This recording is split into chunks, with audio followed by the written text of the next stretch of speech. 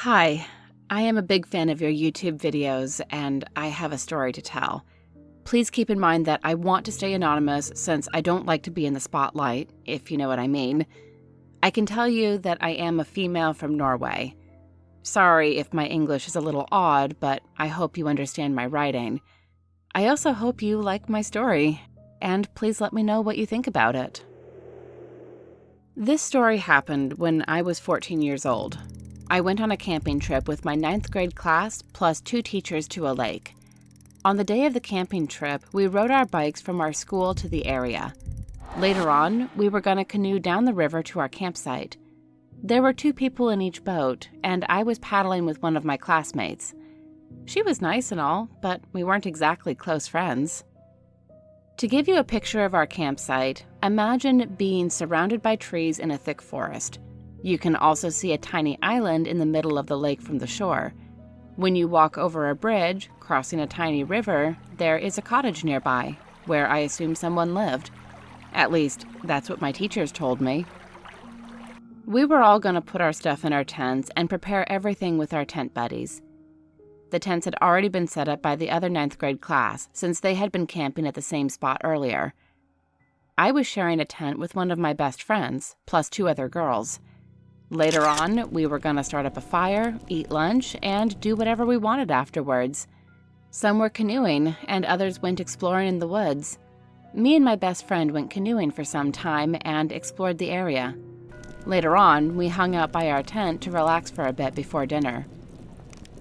After we ate dinner, we played some games with our teachers, and then we discussed the rumors about the dog as we sat around the fire.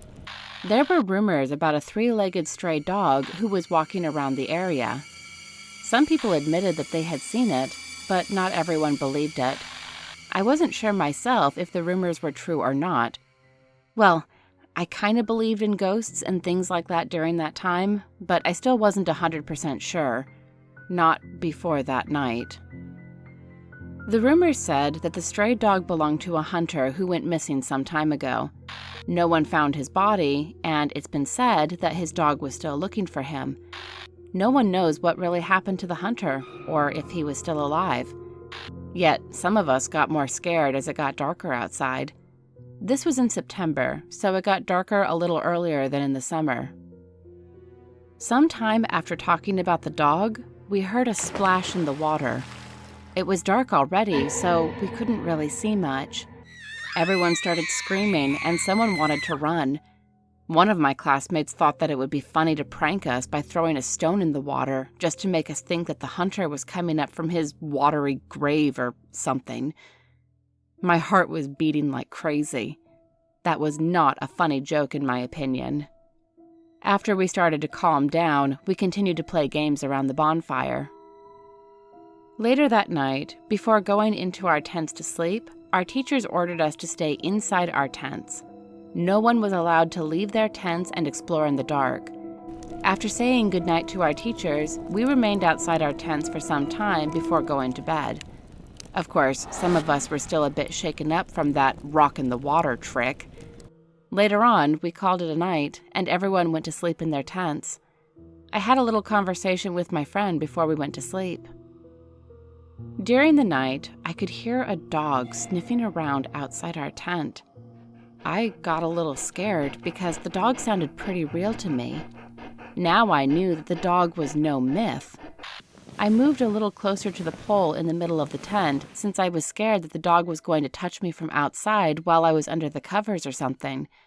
Keep in mind that our tent was big and looked like a teepee similar to what the Native Americans lived in. It had a long pole inside in the middle of the tent that held the tent up. Still, what happened next was even more terrifying than the sniffing sounds from the dog. After a little while, I tried to sleep again. It wasn't easy. I'd been asleep for some time when I woke up to something, or someone, touching my head. I got startled and sat up to see what touched me. I spun around for a few seconds to see what it was, but nothing was there. I don't know why, but not long after, I looked at the other side of the tent. What I saw made my heart stop. There was a shadowy figure outside our tent. It was a male with a fishing hat on. He didn't even move. He stood completely still like a statue. One thing that you should know is that we had one male teacher with us on the trip, but I'm sure he wasn't wearing fisherman clothes. I froze. My friend woke up too, not long after I saw the figure. She had the same reaction as me, sitting there, frozen on the spot. I don't know how, but me and my friend tried to go to sleep despite seeing the shadowy figure. I couldn't sleep for the rest of the night. I pretty much waited for the sun to rise while I was laying in my sleeping bag. The next morning, I went outside our tent to see if there was a bush or something that would make a human shadow of a fisherman. But when I came to the spot, I saw it. There was only a little bit of a mountain that made a wall, and the height was up to my shoulders. There was no bush, no sticks, or anything, only the rope that held the tent up. I got even more confused. How could it have been bright enough to see a shadow in the middle of the night if it was just a mountain wall there?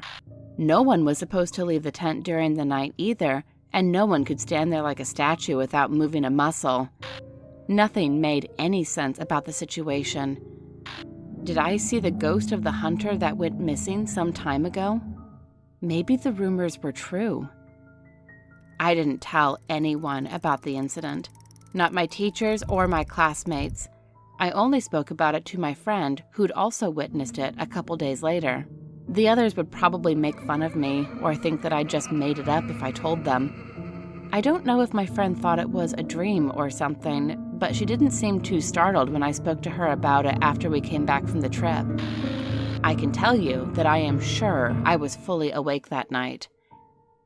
I am 21 years old now, but I still remember that incident clearly. Sometimes I still think about what would have happened if I went outside the tent that night.